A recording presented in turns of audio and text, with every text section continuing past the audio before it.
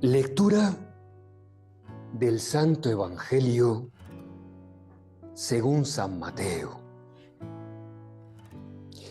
Mirad, el Evangelio que vamos a proclamar, cuando Jesús presenta las parábolas, algunas las presenta como anuncio. El reino de Dios, el reino de los cielos es como a la gente sencilla. Pero hay otras parábolas que no son para anunciar, sino para desenmascarar. Y comienza con ¿qué os parece?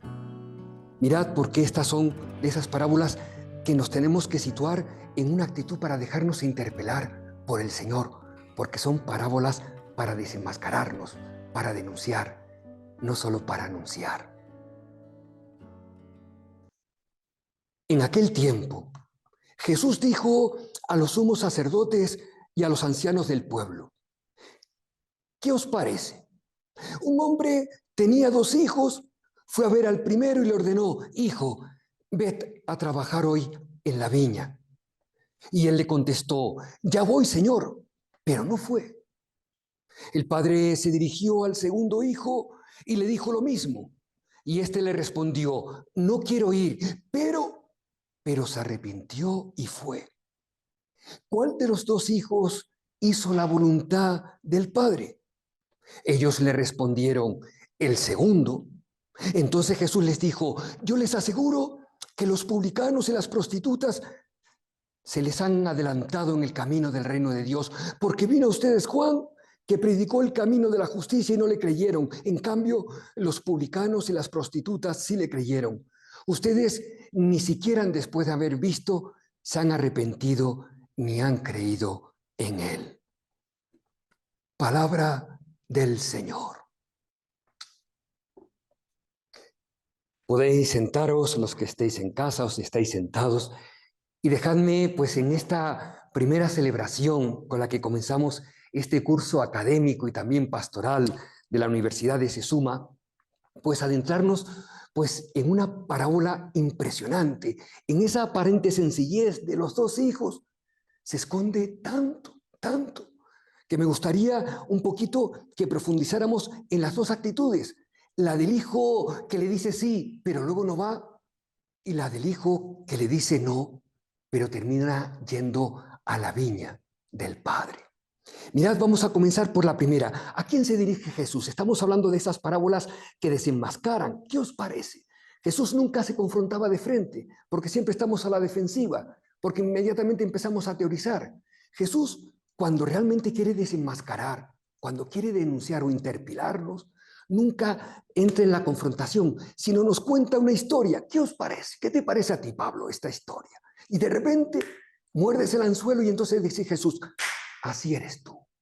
Y yo creo que así nos tenemos que situar. Fijaos, porque en el primer hijo, a los que está hablando no solo son a los profesionales de la fe, los ancianos, las autoridades religiosas, sino también a los que vivimos, o por lo menos así me experimento yo, a los que vivimos una fe acomodada, una fe que ya la hemos puesto en un compartimento estanco, los domingos, la misa, 4 cositas, pero es una fe que ya ni baña, ni altera, ni configura nuestra vida. ¿Sabéis lo que es cuando has de alguna manera acomodado la fe como parte de tu vida, pero ya no te dice nada? Pues yo creo que esto es lo que Jesús de alguna manera nos quiere denunciar. Y mirad cómo lo dice, o lo voy a poner con otras palabras, por lo menos a mí me llegan mucho esas palabras. Mira, Pablo, si la fe que tú confiesas, ese sí del Hijo, sí voy, esa fe que tú confiesas en Jesucristo, en el Evangelio, en el proyecto de Dios, si lo que confiesan tus labios, al final no lo siente tu corazón, no te remueve, no te altera, no te trastoca, y encima no se traduce en tus manos, ¿sabéis lo que pasa? Que muchas veces lo que se opone a la fe no es la increencia, sino la incongruencia. Y esto me pasa, y es verdad. Si yo la fe que confieso, realmente trabajo que lo sienta el corazón y que se traduzcan en mis manos, eso es lo que busca el Señor. Una fe congruente, coherente, que lo que pronuncien tus labios lo sienta tu corazón y lo traduzcan en tus manos. Mirad, y este es el riesgo que plantea Jesús a estas autoridades, a estos profesionales de la fe, o a estos como yo, que viven una fe acomodada.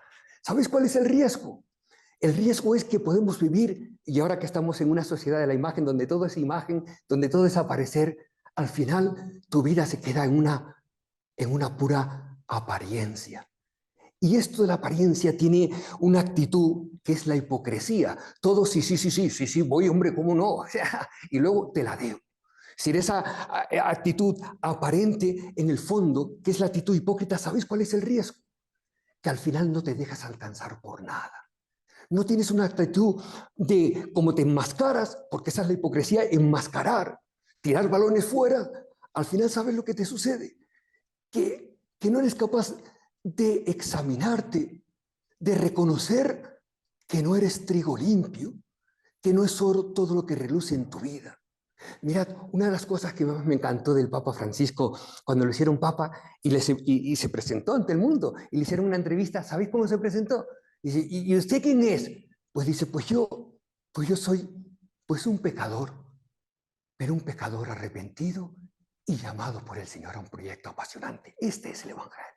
Y esta es la actitud primera, que podamos, ustedes que muchos sois universitarios, que aspiráis al más y mejor, que estáis haciendo muchos una maestría, si hiciéramos lo mismo que hacemos en esta formación profesional, académica e integral, lo hiciéramos también con una fe vigilante que bañe y altere nuestra vida.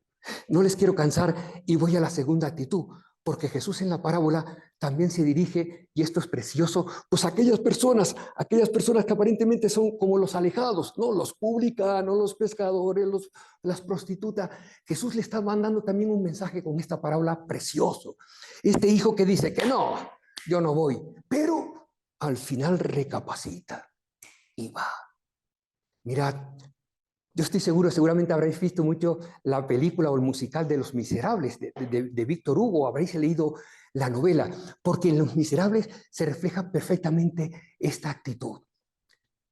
Lo que nos está diciendo Jesús, y esto es muy importante, es que el pasado, y a veces uno pues ha tenido un pasado desastroso, y ahí está la figura de Jan Valjean, este protagonista de la película Los Miserables, que es un hombre pues bueno, que su vida pues no ha sido todo lo honesta que tenía que ser, pero el pasado es un lastre, por supuesto, y un peso, pero también es una oportunidad, y ahí es donde se sitúa Jesús. Una oportunidad, igual que le pasó a este Jan Valjean que iba a robarle a este monseñor, y justamente cuando le robó y que ya le tenía que caer un marrón impresionante de parte de la policía y meterlo otra vez en la cárcel, de repente descubre una cosa preciosa, que Dios cuenta contigo. El pasado no solo es un lastre, sino una oportunidad para poder romper con él, y es verdad, y crear un nuevo presente y un futuro apasionante. ¿Sabéis lo que es? En una sociedad, y esto nos pasa muchas veces a nosotros y como iglesia, y con esto termino, en una sociedad donde muchas veces los grupos evitamos a estos hombres, a los indeseables, a aquellos publicanos y a aquellos pecadores, a aquellos con los que no queremos, estos son personas tóxicas.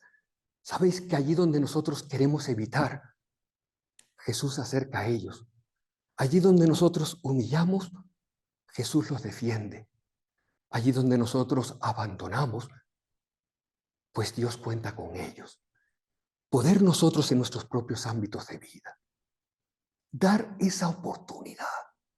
¿A cuánta gente nos podríamos acercar? Pensad cada uno en sus propios ámbitos de vida, esas personas que efectivamente para muchos son tóxicas o son impresentables o no son buenos juntarte con ellos, pero ¿quién le ha dado la oportunidad? ¿Quién le ha dado como ese hijo menor que es capaz de recapacitar, entrar dentro de sí y decirle, ¿cuántos jornaleros en la casa de mi padre tienen pan? Me levantaré. Ojalá, y esta es la segunda actitud, podamos descubrir un Dios y nosotros prolongar un Dios que se hace presente en los ámbitos de vida, dando esa oportunidad. El pasado es verdad, es un lastre, pero también es una oportunidad para romper y para crear un nuevo presente. Ayúdanos, Señor.